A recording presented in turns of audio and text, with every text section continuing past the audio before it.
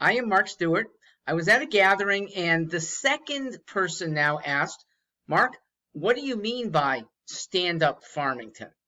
And a prior person, I think two now, saying, can you define independence for Farmington?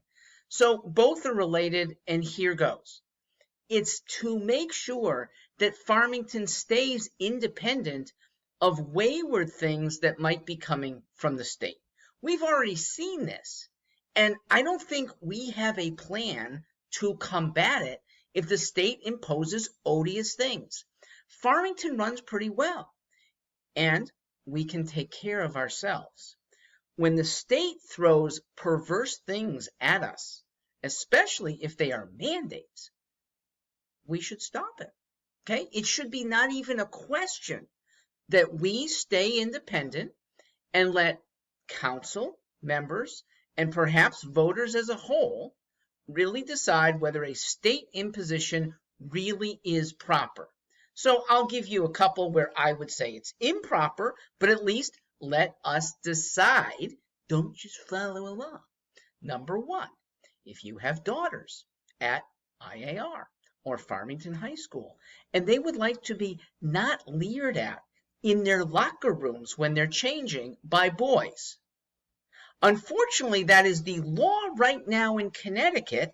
The Athletic Association has imposed the ability for boys who think they're girls to be able to be in your daughter's locker rooms. Okay? I think it's horrible, and we should be able to say, no, you're out. Hey, second, right now, the rule in Connecticut that we should stay away from, or at least have a plan to decide for ourselves whether we want to stay away from.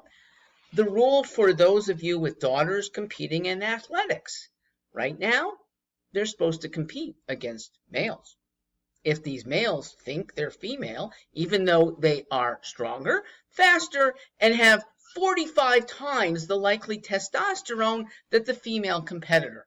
Your girls work hard to excel in a sport. They shouldn't be capped from having the awards of being number one, number two, number three.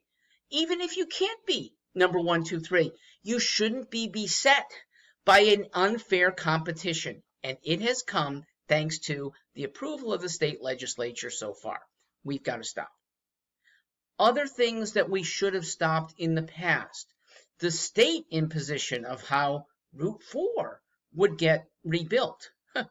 After nearly 2 years of delay of construction, we ended up with, yes, a nice new bridge and 3 lanes, not 4.